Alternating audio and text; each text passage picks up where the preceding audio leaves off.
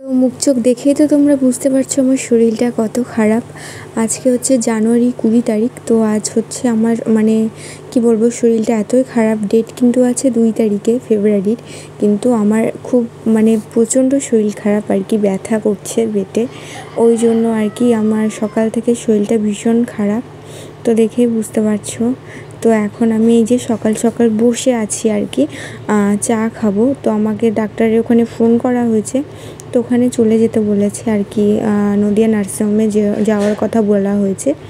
তো এই যে দেখো, আমি আমার বর আমাকে নিয়ে আর কি ফ্যামিলি সবাই মিলে চলেও এসেছি, বেরিয়ে পড়েছে আর কি, যাচ্ছি। এই যে বর গাড়ি চালাচ্ছে, সামনে শ্বশুর আছে, ছেলে আছে, আর এদিকে মা কাকিমা আমার সঙ্গে যাচ্ছে। তো যাই, খুব টেনশানে ছিলাম। তো এটা হচ্ছে তার পরের দিনের ভিডিও। সেই দিনই আর কি আমার সিজার হয়ে যায় আর কি, আমার বেবি 3টের সময় আর কি, বিকেল 3টের মধ্যে হয়ে যায়। তো সেই দিনই কমপ্লিট হয়ে যায়। তারপরে আর কি 2 দিন পর আর কি, তার পরের দিন আর কি আমাকে দেখতে এসেছিলো আমার বাবু। তো আমি ভীষণ ওর জন্য মন খারাপ লাগছিলো, টেনশান হচ্ছিলো, জানি না কেমন কি থাকবে না থাকবে। তো দেখো, ভাইকে পেয়ে ভীষণ খুশি, ওর সঙ্গে কথাবার্তা বলছিল। তো 2 দিন ওরকম আসা যাওয়া করেছে, ভালো লেগেছে, কথাবার্তা বলেছে।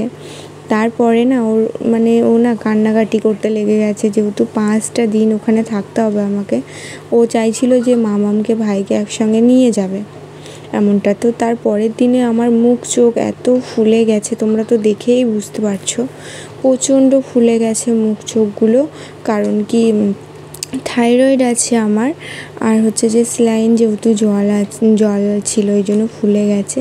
তো এই যে আমি আর কি তারপরের দিন উঠতেই পারছিলাম না, পুরো শুয়েই ছিলাম। তো এই যে ভিডিও করেছিল আর কি আমার বোন, ওরা ভিডিওটা বানিয়েছিল। তো আমি বললাম বানানো থাকলে শেয়ার করব। তো দেখো, 5 দিন পর আর কি চলে এসেছি, আজ বাড়ি এসেছি। তো তারপরে আবার সব ব্লগগুলো একসঙ্গে করে আমি আর কি ছাড়ছি, ব্লগ ছাড়বো বলে ভেবেছি। যেহেতু ছোট ছোট ক্লিপ নিয়েছিলাম, বেশি একটা বড় করা হয়নি। তো আজ হচ্ছে হসপিটাল থেকে আজ এসেছি।